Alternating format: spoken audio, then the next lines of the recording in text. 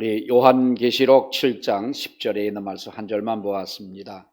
오늘 10절에 있는 이 말씀을 보면 큰 소리로 외쳐 이르되 구원하심이 보좌에 앉으신 우리 하나님과 어린 양에게 있도다 라고 하는 이 말씀입니다. 짧은 말씀이지만은 오늘 이 본문의 말씀은 10절에 있는 말씀은 이제 마지막 말세가 돼서 하나님의 심판이 한참 진행되고 있을 때 이미 구원을 받아서 하나님의 보좌 주위에 있게 된 사람들이 외친 것입니다. 그러니까 세상은 하나님의 심판으로 이제 한참 그 하나님의 심판이 진행이 되어지고 있을 때 이미 구원을 받은 사람, 이 하나님의 보좌 주위에서 있게 된 바로 그 사람들이 외친 말인데, 우리가 요한계시록 7장에 있는 말씀을 보게 되면 그렇게 구원받은 존재들이 구원을 외치는 동안에 땅은 흔들리고 있습니다. 그리고 자연은 와해가 되어지고 이 모든 것들이 바로 첫 번째 대재앙이 다가오는 상황에서 흔들리고 떨고 있는 것을 볼 수가 있지요. 얼마 전에 일본 그 TV 방영에서 나온 내용인데, 전에 그 일본의 이 쓰나미로 인해서 정말 엄청난 많은 사람들이 죽음을 당할 때 어떤 두 부부가 손을 잡고 이제 그 마을을 나가게 됐습니다.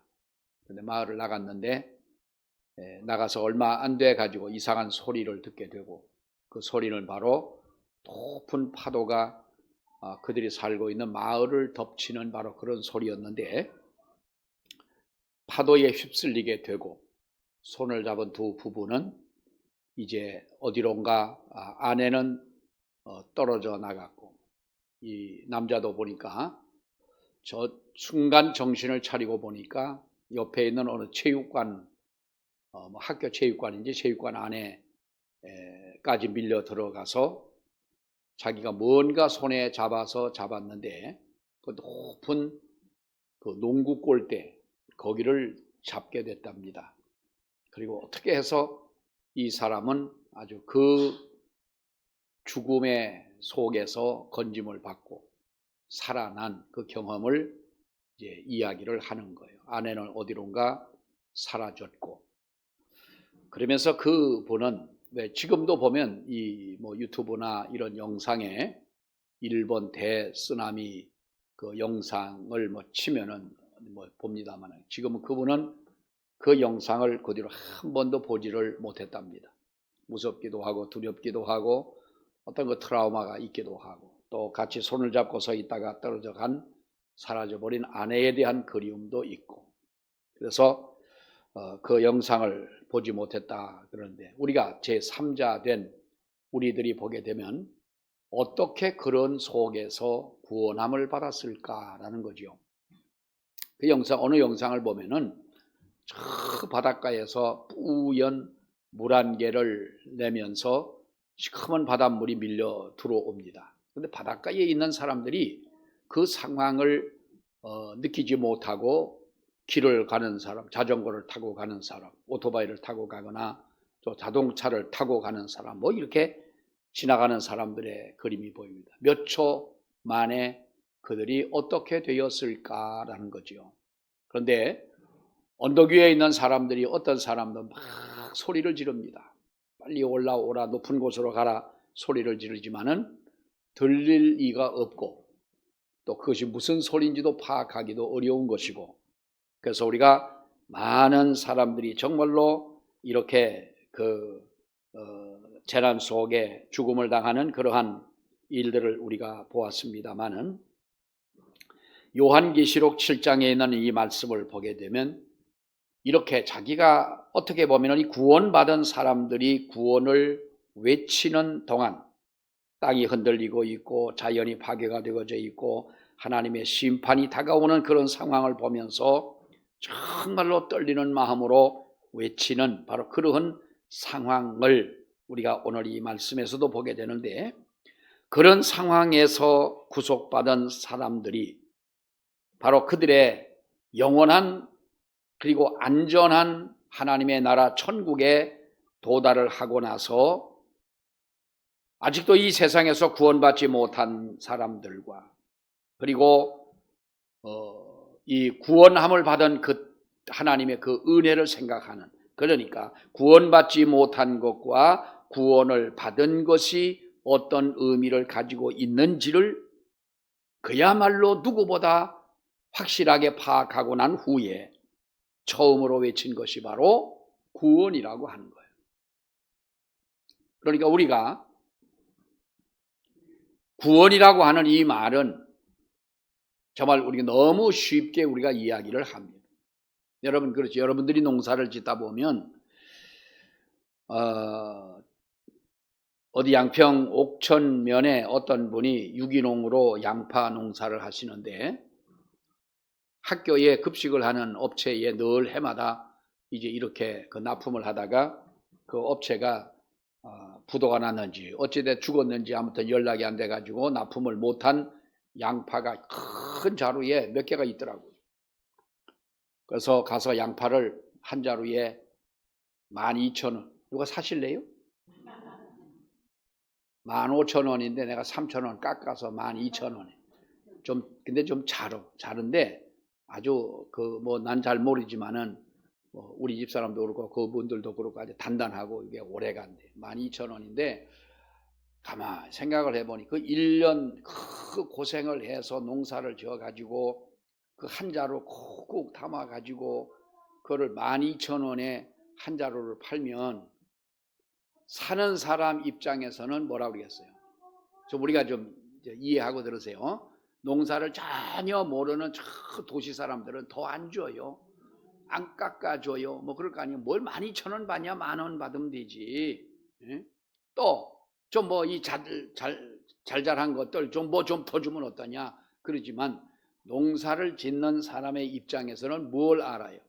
농사 짓는 사람의 고통을 알고 어렵게 고생한 거 알고 땀 흘린 거 알기 때문에, 그러니까 거스름돈 같은 것도 그저 1-2,000원 같으면 그냥 두시라고 할 수도 있고 더 줄 수도, 또 농사하는 사람의 입장에서 더 주잖아요. 더 주지만은 그 고생을 아는 사람은 거기에 대한 고마움을 알고, 그 고생에 대한 것을 알지 못하는 사람은 얼마를 더 준다 하더라도 고마운 줄을 모르는 거예요.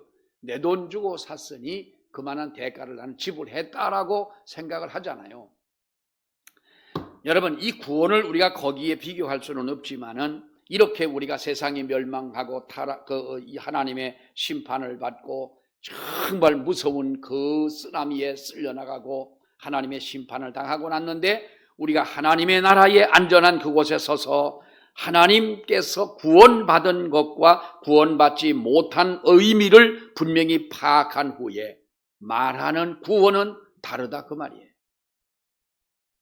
이미 구원받은 하나님의 사람들은 천국에서 그때까지 주님께서 그들을 인도했던 그 모든 장면을 봅니다. 그 장면들이 쭉 영화처럼 펼쳐질 때 그들은 그들이 겪었던 시련과 위험과 정말 우리가 발버둥 치면서 발을 구르면서 해결하지 못해서 안타까워했던 그 모든 일들이 있었지만은 그 모든 것을 지나온 것이 바로 하나님의 은혜라고 하는 것을 안 후에, 그 하나님의 은혜가 얼마나 자상하고 얼마나 하나님의 그 은혜가 고맙고 귀한지를 우리는 그것을 본 것과 안 본 것과의 차이는 비교할 수가 없다는 거지요. 그러니까 우리 옛날에 그러지 않습니까? 하나님 앞에 정말로 은혜를 받고 회개한 사람들의 이야기를 우리가 들어보면 자기가 지은 모든 죄가 파노라마처럼 다 스쳐 지나가는 거예요. 우리 어떤 박물관에 가보면 우리나라의 그 50년대, 40년대, 50년대 그 전에는 우리가 카메라가 없었으니까 그때의 그 광경은 찍지 못했지만은 우리가 50년대, 60년대, 70년대 이렇게 쭉 지나오는 그 여러분 영상들이나 사진들을 보세요. 용산에 가면은 전쟁 기념관이라고 하는 곳이 있지 않습니까? 거기 가니까 지평리 전투에 대한 그 전투의 영상이 있더라고요. 그 지평리 전투가 이게 우리 그 한국 6.25 전쟁 때에 여러분 뭐 5대 전투에 들어간다 그러지 않습니까? 만약에 이 지평의 전투에서 우리가 졌다면 우리 프랑스 군도 오고 미군도 있었고 그 연합군들이 만약에 중공군한테 밀렸다면 어떻게 됐겠냐는 거죠. 장호원으로 해서 충주, 청주로 해서 대구까지 그저 그냥 뭐 우리가 밀려갈 수밖에 없는 그런 상황인데 그런 것들을 영상으로 봤을 때 그것을 보았을 때와 보지 못하고 이야기만 듣고 그냥 우리가 지식적으로 아는 것과는 너무나 차이가 크다는 거죠. 오늘 이 성경에서 말씀하고 있는 바로 이 말씀은 큰 소리로 외쳐 이르되 구원하심이 보좌에 앉으신 우리 하나님과 어린 양에게 있도다. 우리가 이 내용을 가지고 찬양도 부르지 않습니까? 복음성도 부르고 우리가 누구나도 이 좋아하는 이 그 성경 말씀이겠습니다만은 우리가 그냥 이렇게 외우는 것이 아니라 무엇으로부터 우리는 구원을 받았느냐, 어떻게 우리는 구원을 받았느냐는 거지요. 내가 살아온 나의 모든 삶들이 내가 잘나서 내 능력으로 내 힘으로 내가 번 돈 가지고 산 것 같지만 하나님이 나의 몸속에 작은 눈에 보이지 않는 그 수억 개의 세포를 도단하게 하고 건강하게 만드시고 살아갈 수 있도록 하시고 우리의 손을 붙잡아 주시고 정말로 지뢰밭 같은 세상을 승리하며 지금까지 오게 하신 이 은혜를 우리가 그것을 보았다면 구원하신 이가 보좌에 앉으신 어린 양에게 있다라고 하는 이 구원이라는 말이 달리 들려야 하고 우리가 구원이라고 하는 이 말을 정말로 하나님 앞에 감사에 젖어 외쳐야 되는 말이 아니냐. 우리가 이 성경을 보면서 구원의 축복이 얼마나 큰 하나님 앞에 은혜냐라고 하는 것을 여러분 우리가 깊이 깨달아야 할 줄 압니다. 구원이라고 하는 것은 성도에게 가장 가치 있는 일인 것입니다. 우리 교회 나오시던 어떤 분이 계십니다. 저 아래 당화실에서 어떤 분이 연세가 많으신 분이 교회를 나오셨어요. 근데 이분은 누가 전도를 해서 온 것도 그냥 교회 오고 싶어 왔다는 거예요. 혼자 나오셔가지고 누가 전도도 안 했는데 혼자 등록을 하시고 교회를 열심히 나오십니다. 주일도 안 빠지고 수요일도 안 빠지고 새벽 예배도 또 나오시고 그러더니 한 2달 열심히 교회를 나오시더니 어느 날 돌아가셨다는 거예요. 아주 그 2달 동안 교회에 나오신 그분의 모습을 가만히 보면은 아주 신앙에 익숙한 분, 정말로 하나님의 은혜를 사모하고 은혜를 받는 분들의 모습은 얼굴이 다르잖아요. 그렇게 은혜를 사모하는 마음으로 나오시다가 2달 교회를 나오시고 돌아가셨어요. 우리가 20년 봉사하고 열심히 교회 섬기고 하던 분들은 좀 억울할 거예요. 그분이 만약에 천국 가셨다면 누구 2달 만에 천국 가고 나는 죽도록 그저 교회 봉사하다가 겨우 천국이냐 이럴 수도 있을 거예요.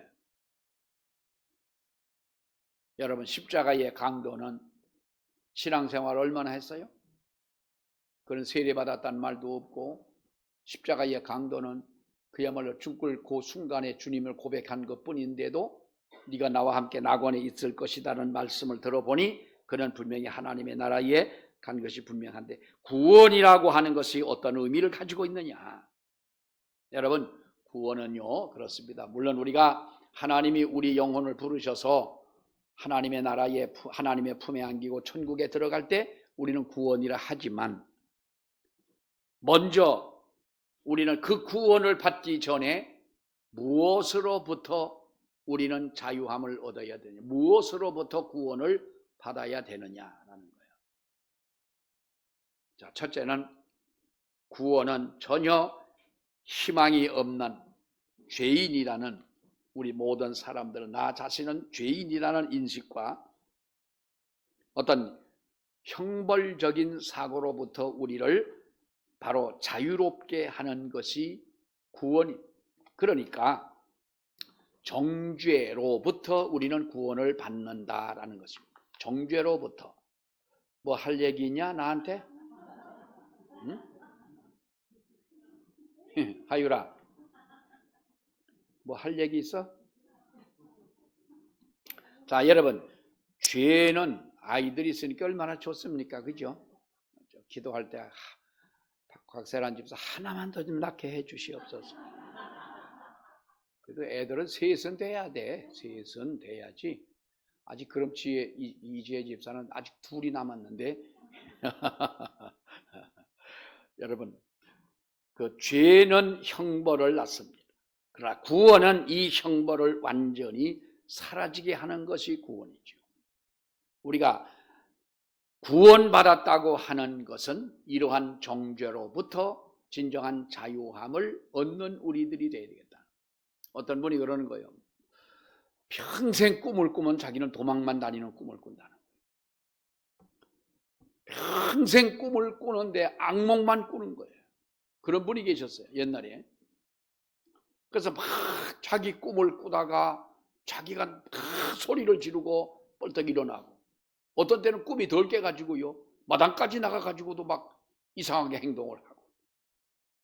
그 한국 6.25 전쟁 때에 이 패잔병, 중공군과 인민군과 싸우던 그 강원도 저 지역에서 싸우고 총이 없어가지고 그분의 말을 들으면은 뭐 삽자로 삽을 가지고 싸우고 뭐 하면서 아무튼 그런 전쟁을 치르고 난 후에 오는 어떠한 그 트라우마겠죠. 그러니까 평생 그런 꿈만 꿨다는 거예요. 그러니까 밤에 잘 때만 마음속에 그런 두려움이 있는 게 아니라 평소에도 어떤 자기 자신감에 대한 그런 어떤 정죄는 아니지만은 그런 무거운 마음을 가지고 있었던 분이 계세요. 근데 예수를 믿고 나서 정말 그 가족들이 은혜를 받고 하나님 앞에 믿음으로 사는 그 모습 속에 그 모든 정죄함으로부터 자유함을 얻게 되는 분들을 보았는데, 우리 믿는 성도는 정죄로부터 자유함을 받고, 그리고 구원은 하나님의 진노에서 우리를 지켜주시는, 하나님의 진노에서 우리는 자유함을 받은 것입니다. 하나님은 악을, 죄를 하나님은 미워하시기 때문에 죄에 대한 반드시 하나님의 심판이 있습니다. 하나님의 진노는 사람들의 모든 불의를 벌하시기 위해 하늘로부터 주어지는 것이지요. 그러나 우리 믿는 성도들은 우리가 신앙 안에서, 믿음 안에서, 은혜 안에서 하나님의 진노로부터 자유함을 받는다, 구원함을 받는다는 것이고, 또 하나는 율법에서의 저주에서 구원함을 받는다는 것. 여러분, 우리가 출애굽기 15장의 말씀을 보게 되면 하나님의 율법이 모세로부터 주어질 때에 공포스러운 상황이 생기게 되지요. 시내산 주변에서 우레와 번개가 칩니다. 율법이 주어지기 전에 이스라엘 백성들이 바로 하나님 앞에 이 공포에 떨었습니다. 그때 이스라엘 백성들이 하나님께서 그들에게 말씀하시는 것을 차마 그들이 들을 수가 없어서 모세에게 뭐라고 말합니까? 하나님이 우리에게 말씀하시기 전에 당신이 우리에게 말씀을 하소서. 우리가 듣겠나이다. 하나님의 말씀으로 당신의 말을 듣겠나이다. 하나님이 우리에게 말씀하시지 말게 하소서. 우리가 죽을까 하나이다. 하나님이 우리에게 말씀을 하신다면 우리는 죽을 것 같습니다. 여러분, 이 율법의 공포스러움이 뭐겠어요? 하나님의 법, 하나님 앞에서 법도 없이 살아온 백성들 아닙니까? 율법이 없었으니까요. 그때에 법도 없이 살아온 사람들. 그러니까 쉽게 말하면 자기들의 하고 싶은 대로 원망하고 싶을 때 원망하고, 짜증나고 싶은 짜증날 때 짜증내고, 남을 저주할 때 저주하고, 이것이 우리가 법이 없으니까 어떤 법에 저촉되는 게 없는 거예요. 근데 하나님의 이 법이 생겨지면서 그들이 얼마나 이 두려움 속에 율법을 저주로 생각을 했던 것이지요. 율법은 주신 것이 공포스러운 일이라면 율법을 지키지 않는 것은 더 공포스러운 것입니다.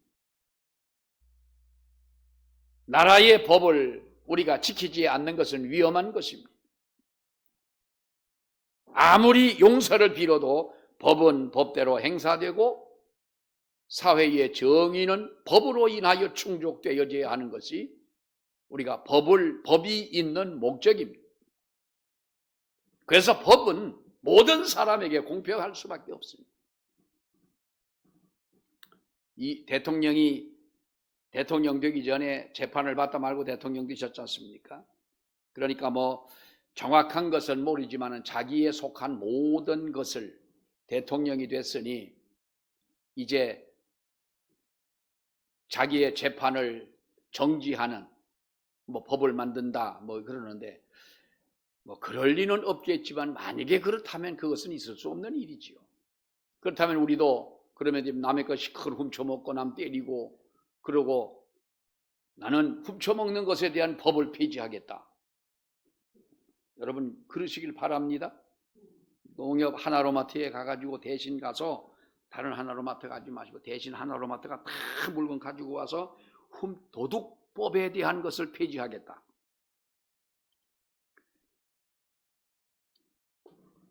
대신 하나로마트로만 가라는 건 아니에요. 다른 데 가서. 그게 여러분 법이라고 하는 것은 사회의 정의를 충족하기 위하여 있는 것입니다. 근데 법이 없던 우리가 믿는 우리 성도들도 하루에도 우리가 법을 지키며 살아가고 있지 않습니까? 이 법을 우리가 지키지 않는다고 하는 것은 법을 지키지 않는 것이 우리가 불법이지요. 불법을 행하는 것은 죄 아닙니까? 그럼 우리가 죄인 아닙니까? 그래 하나님께서 이 법을 주실 때 이스라엘 백성들은 처음으로 대하는 하나님의 이 율법 앞에 하나님이 우리에게 말씀하지 않게 하시고 당신이 우리에게 말씀을 하신다면 하나님의 말씀으로 우리가 듣겠나이다. 만약에 하나님이 우리에게 말씀을 하신다면 우리가 죽을 것 같다는 거예요. 그러나 하나님 앞에 구원함을 받은 우리 성도들은 이러한 율법의 저주에서 우리가 구원함을 받은 것이고요. 또 하나는 우리가 악한 양심과 악한 마음입니다. 여러분 사람에게는요 우리가 죄에 대한 것, 우리 죄 안 진 분들은 없잖아요. 나는 평생 죄 안 짓고 살았어. 손 들어보세요. 그럼 여러분 뭔 죄를 그렇게 많이 짓고 죄 짓고 그렇게 안 진 것처럼 하고 살면 되겠습니까? 여러분 우리가 다 죄인이죠. 그래서 회한의 감정에 의하여 우리의 마음속에 숨겨져 있는 어느 누구나 어두운 그림자가 항상 있게 마련인 것입니다. 그 우리 마음을 지배하고 있는 어둠의 그림자는 언제나 우리에게 그야말로 절망감을 부추기고 죄에 대한 어떠한 그 양심의 가책에 우리를 병들게 만들고 있습니다. 그러나 구원받은 우리들은 바로 이러한 악한 양심에서 자유함을 얻어야 된다는 거죠. 저는 목회를 하면서 정말 어떻게 해야 할까 하는 갈등을 처음에 전도사 때에 어떤 교회 나오는 집사님이 임신을 했어요. 근데 이미 그 집은 딸이 정확하게 모르겠어요. 4인지 5인지 아무튼 그래 딸만 그런데 또 임신을 했어요. 근데 아이가 곧 날 때가 됐는데 배가 쑥 들어갔어. 어느 날 좀 같은 좀 신가요? 배가 쑥 들어간 거예요. 근데 애 낳았대. 아니 세상에 무슨 그때 아마 딸이 5인가 그랬었을 거예요. 그때 애를 5씩 낳았으니까 하나씩 쉽게 낳겠지. 그런데 그럼 애기는 건강하냐? 애기 죽었어요. 아무 표정에 변화되고 죽었어요. 아니 왜 아기가 왜 죽었냐? 뭐 더 이상 뭐 거기까지 그 앞까지 뭐 얘기를 안 했습니다. 죽었다는 거예요. 다른 사람의 이야기를 들어보면 그분이 낳은 아기가 며칠 낳았어요. 그러니까 지금 있는 게 5이고 하나 낳아서 죽고, 또 다른 분들의 이야기는 그놈의 예편에는 애 낳으면 딸이니까 애만 낳으면 엎어갖고 죽게 한다는 거예요. 참 우리가 표현하기 정말 그렇잖아요. 아기가 죽었다는 그 말을 그냥 넘길 수가 너무 마음이 아픈 거예요. 새벽에 기도를 하러 나가서도 그 생각이 자꾸, 그래도 또 그 양반이 교회를 또 나와서 아무렇지도 않게 예배를 드리고 있는 거예요. 하나님 앞에 이걸 어떻게 해야 되냐. 그렇다고 저 집이 애 낳았는데요, 경찰서 가가지고 애를 죽었다고 너무 쉽게 얘기를 하는데요, 또 다른 사람 분은 또 이렇게 얘기를 하는 걸 들었는데요, 또 얘기할 수도 없는 거.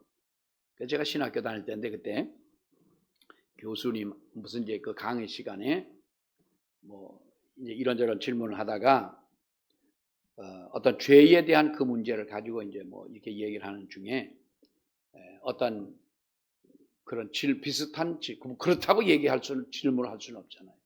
만약에 죄를 지은 성도를 목회자가 고발을 해도 되느냐 물어봤어요. 그랬더니 어떤 그 교수님 하는 말씀이 뭐 그러니까 이제 뭐 학생들 질문이니까 그러니까 뭐라고 대답하냐. 그분의 영적 구원을 기준으로 당신이 처신을 해라. 그 말이 여러분 이해를 하시겠죠? 네. 그러니까 그걸 보고 너무 마음이 젊은 이 신학생이고 한참 그야말로 피 끓는 청년이고 도저히 불의를 참을 수 없는 그런 마음에 어떻게 그 고민을 하다가 그 어떤 마침내 어떤 그런 과목의 신학 공부하다가 이런 교인들의 죄에 대한 것을 어디까지 우리가 묵인할 수 있느냐. 죄는 묵인하지 덮어두면 안 돼. 공범 아닙니까? 죄를 덮어주는 것은 공범이지만은, 그러나 그러한 모든 일들을, 법적인 모든 일들을 그 사람의 구원을 기준으로 판단을 하고 처신을 하는 것이 맞다. 목회자가 다니면서 교인들이 잘못했다고 다 이걸 고발을 하고 검찰에 고발하고 경찰에 고소하고 하게 되면 여러분 그게 뭐 교회가 어떻게 되겠습니까? 우리 모든 믿는 사람들의 마음속에 악한 양심으로부터의 진정한 자유함, 또 악한 마음으로부터의 진정한 자유함. 악한 마음은 인생에서 모든 죄의 원천이지요. 사람들이 죄를 미워하면서도 또 사람들은 죄를 짓습니다. 우리가 선행을 원할 때도 악은 우리 안에 존재하지요.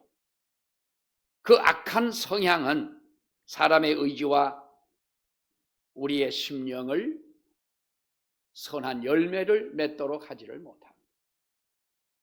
그래서 우리가 이런 악한 마음에서 진정한 자유함을 얻어야 되겠다. 여러분, 우리 예수 믿는 사람들, 하나님의 은혜를 받은 우리 성도들은 선한 양심을 가지고 살아야 되는 줄 압니다. 좀 선하게 사세요.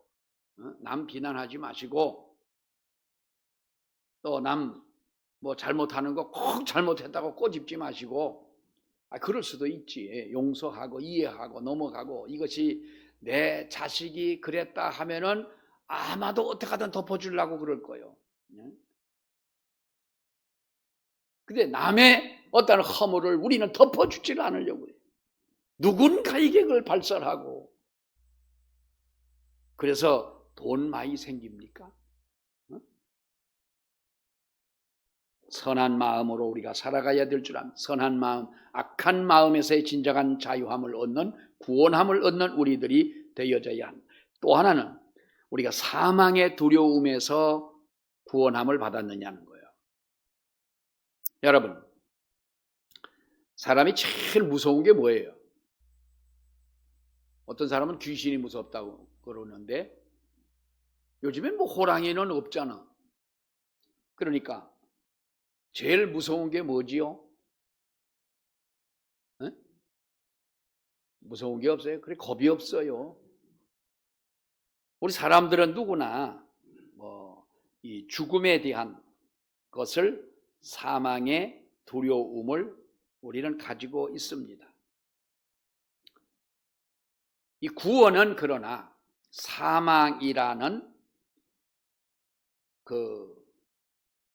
어떻게 보면은 큰 대적이 우리를 덮어온다 할지라도 진실로 구원받은 하나님의 백성들이라면 사망에 대한 두려움에서 자유함을 얻게 되는 줄 압니다. 죽음은 옛날 어른들이 그러잖아요. 개똥밭에 굴러도 저승보다 어디가 나요? 저승보다 이승이 낫다고. 개똥밭에 굴러 살아도 그래, 큰 개똥밭에 굴러 살고 개똥 묻혀갖고 살아라. 오죽하면 여러분 우리가 그 죽음이라, 죽고 나면 아무것도 아니다 그 말이지. 세상 사람들이 하나님 알지 못하는 사람들이 구원을 알아요, 천국을 알아요, 뭘 알겠어요. 죽으면 어떡하나. 이 죽음에 대한 두려움 속에 사는 사람들이 있는 거예요. 너무 겁이 없이 살아도 문제지만은 사람은 살짝 좀 겁 있는 것처럼 하고 사는 사람이, 겁 많은 사람에게 사람들은 만나면 보호 본능이 생기잖아. 근데 너무 겁 없는 사람은 오히려 경계의 대상이 되는 거예요. 근데 하나님 앞에서 우리는, 여러분 보십시오, 하나님의 구원함을, 하나님의 인도하심을 우리가 믿는다면 사망의 두려움에서 진정한 자유함을 얻게 되는 줄로 압니다. 생명은 내가 오래 살고 싶다고 해서 오래 사는 게 아닙니다.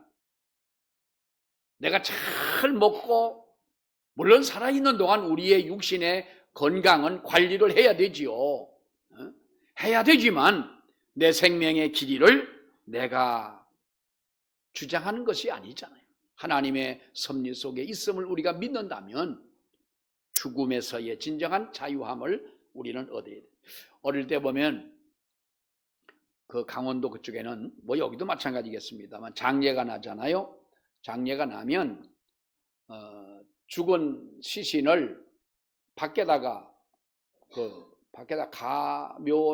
가묘가 아니라 밖에다가 이렇게 땅을 조금 파가지고 거기다가 놓고, 이렇게 거기다가 이제 밖에다가 모셔두어서 시신을, 그리고 이제 발인을 할 때 상여에다가 거기서 이제 꾸며가지고 나갔잖아요. 여긴 또 왜 안 그랬을까? 강원도는 그랬었어요. 강원도는 그래서 죽으면 밖에다 나와가지고, 여기도 그랬죠. 대답하기 귀찮으니까 가만히 있는 거죠. 지금 밥 먹고, 점심 먹고 몸도 나른하고 하니까 다 귀찮으니까 지금 가만히 계시는데, 그랬다니까요. 근데 언제 한번 제가 지나가다가 우리 집을 가기 위해서 가다 보니까 바로 길 옆에 어떤 할아버지 돌아가신 그 시신을 거기다가 이렇게 이제 놨는데, 저녁이에요. 어두울 때 지나가는데 내가 미처 보지 못한 상복을 입은 두 사람이 저쪽에 있다가 내가 거기를 지나가는 그 순간에 두 분이 뻘떡 일어나는 거예요. 얼마나 내가 어린 마음에 놀랬겠어. 깜짝 놀래가지고 이렇게 보니까 진짜 귀신이냐고 보니까 그분들은 이제 자식들이죠. 돌아가신 분의 자식들인데, 어릴 때는 그것이 그렇게 무서운 거예요. 그리고 또 그 장례를 다 지냈지만 그 앞으로 낮에는 모르지만 저녁에는 지나가기도 싫고 그랬는데, 처음에는 여러분 사람이요, 옛날 보니까 저 경상도의 장로님들은요 아주 못 쓰겠더라고. 왜냐하면 내가 경상도를 갔을 때 나이가 33살이요. 목사 안수를 받아가지고 장례를 치르는데 일주일에 한 번씩은 장례가 나는 거예요. 보통 일주일에 한두 번은 장례가 나는데 다 입관을 제가 하잖아요. 이 젊은 33살 먹은 젊은 목사가, 그것도 목사니까 앉아가지고 하면 장로님들은요 들어와 보지도 않아요. 밖에서 누구를 필요해서 부르면, 예 목사님 필요한 거 있으시면 말씀하세요. 문 밖에 서가지고 들어오지도 않는 거예요. 아니 그 많은 장로님들이 한 분도 같이 하자는 분이 없는 거예요. 그래서 제가 언제 한번 농담 삼아 그랬죠. 장로님들 장례를 하면 장로님들이 같이 아니 그 젊은 어린 목사 보고 할아버지하고 장로님들 같이 하셔야 되지 그러냐 했더니 아이고 목사님 너무 잘하세요. 그리고 우리는 한 번도 안 해봐가지고요. 가만히 보니까 그게 무서운 거예요. 예. 죽은 사람을 봐도 무섭고 죽음이라는 것 때문에 무서워하는 거예요. 여러분 우리는 그렇다고 죽는 것 아무것도 아니다 이렇게 생각하고 살자는 말이 아니라 죽음의 두려움에서 자유함을 얻고 우리가 하나님 앞에 구원함을 받는 우리들이 되어야 할 줄로 압니다. 너무 우리가 하나님이 나를 부르시는 죽음에 대해서 두려워할 필요가 없어요. 뭐 사람은 그렇잖아요. 나이 들면 늙고 늙으면 아픈데 여기저기 생기고 모든 기능이 약화가 되지고 그러다가 어느 날 100세가 돼도 건강했는데 어느 날 갑자기 돌아가신 거예요. 뭐 사람은 다 그렇잖아요. 그럴 때 하나님은 때가 되어 우리를 부르시는 거기 때문에 우리는 거기에 두려움을 갖지 말자. 살아있는 동안 즐겁게 살고 살아있는 동안 감사하며 살고 살아있는 동안에 건강하게 살고 살다가 하나님이 부르시면 하나님 나라에 나는 간다 라는 이 마음에 사망의 두려움에서 자유함을 받잖아요. 우리는 사탄의 능력에서 구원함을 받은 성도들입니다. 여러분 그렇다면 우리가 구원받은 성도의 자세, 구원받은 성도의 삶은 어떠해야 합니까? 우리가 교회 생활을 하다 보면 믿음을 가진 구원받은 하나님의 자녀라 하면서도 우리가 어떻게 보면 믿음으로 주어진 우리의 상황을 극복하지 못하고 우리가 지혜롭게 이것을 극복하지 못하고 상황에 따라 흔들리는 것을 우리들이 봅니다. 믿지 않는 사람들과 구별 없이 누가 믿는 사람이고 믿지 않는 사람인가를 구별할 수 없을 만큼 왜 이렇게 우리가 살아가는가 하면 인간이 가지고 있는 인간의 본능을 우리들이 버리지 못하기 때문에 나타나는 우리의 모습이라고 하는 거예요. 본질적인 문제는 인간의 이 모든 본질적인 것은 하나님 앞에 구원함을 받음으로 그 의미와 깊이와 우리의 기준이 달라질 수밖에 없는 것입니다. 누구라도 그렇잖아요. 사람은 세상을 살면서 여러분 가난하게 살고 싶은 사람 누가 있겠어요? 누구라도 인생을 멋있게 살고 싶고 부자로 살고 싶고 많은 것을 가지고 살고 싶고 남에게 지지 않고 살고 싶고 그런 마음이야 다 가지고 있지요. 이것이 인간의 본능 아니겠어요? 그러나 하나님의 은혜를 받고 난 후에 우리가 생각해 보니 정말 내가 무엇이 소중하고 무엇이 귀한 건가를 우리는 새롭게 깨닫게 되고 판단하게 될 때 이것이 우리의 성장한 믿음이라고 생각을 합니다. 성도에게 있어서 가장 본질적인 문제는 구원의 문제입니다. 우리가 이것을 하나님 앞에 구원함을 받았다면 구원으로 인하여 구원받은 우리 믿음으로 인하여 나타나는 우리의 열매, 의와 평강과 희락과 화평과 이 모든 열매가 더욱 맺혀지도록 해야 되는 거지요. 언제도 말씀을 드렸지만은 미국의 가난한 사람들, 집이 없는 사람들에게 집을 지어주는 이 헤비타트 운동이 전 세계적으로 지금 이루어지고 있죠. 지금도 우리나라에도 이 헤비타트 운동으로 없는 사람의 집을 지어주는 그러한 그 운동이 있습니다만은 28세가 됐던 28살 먹은 백만장자가 되어 이 사람이 변호사기도 하고 사업가기도 하였는데 28, 30도 되기 전에 엄청난 돈을 벌어오는 거예요. 근데 어느 날 부인이 이혼 증서를 가지고 와서 남편 앞에 놓으면서 나는 당신과 이혼을 하고 나름대로 나는 내 인생을 살겠다 하고 집을 떠나겠다는 거예요. 너무 사랑하는 아내였는데 너무나도 당황했어요. 왜 그러냐라고 이유가 뭐냐고 물었어요. 내가 열심히 일을 해가지고 이렇게 젊은 나이에 돈을 벌고 이렇게 큰 집에 살고 보트가 있고 자동차가 있고 비행기까지 있고 다 있는데 당신이 뭐가 아쉬워서 그러냐. 부인이 그랬지요. 돈이 전부인 줄 아는 당신에게 나는 환멸을 느꼈다. 당신은 돈과 함께 사는 것이지 나와 함께 사는 것이 아니다. 그래서 나는 당신과 이혼하기를 원한다. 그래서 이 사람이 그걸 다 자기의 집 재산 다 팔아가지고 가난한 사람들의 집을 지어주자는 헤비타트 운동을 하게 됐다고 그러잖아요. 거기에서 부부가 더 뜨겁게 사랑하게 되고 행복하게 인생을 사는 거예요. 여러분, 우리는 우리의 삶에서 구원받은 성도라는 그 모습이 보여져야 될 줄로 믿습니다. 그렇죠? 이제부터라도 인상 쓰고 살지 말고 좀 얼굴을 펴시고 기쁜 마음으로, 감사한 마음으로 지금까지 살아온 나의 모든 삶들을 우리의 눈으로 다 확인해 볼 수는 없지만은 그 험한 길, 정말로 고난의 길을 주님이 나를 인도하셨구나. 여기에서 말할 수 있는 구원은 이것을 알지 못하는 사람이 말하는 구원과는 너무나 차이가 있는 구원이라는 거죠. 그래 오늘 10절에 뭐라고 말합니까? 큰 소리로 외쳐 이르되 구원하심이 보좌에 앉으신 우리 하나님과 어린 양에게 있도다. 죽음의 자리에서 건지움을 받은 사람은 하루하루의 삶이 남다른 의미가 주어집니다. 아무렇게나 살지 않습니다. 그 한 주어진 시간에 충실합니다. 이것이 바로 우리의 삶이 되어야 되고 구원받은 성도의 삶이 되어야 되는 줄로 믿습니다. 기도하겠습니다. 하나님 아버지 은혜를 감사합니다.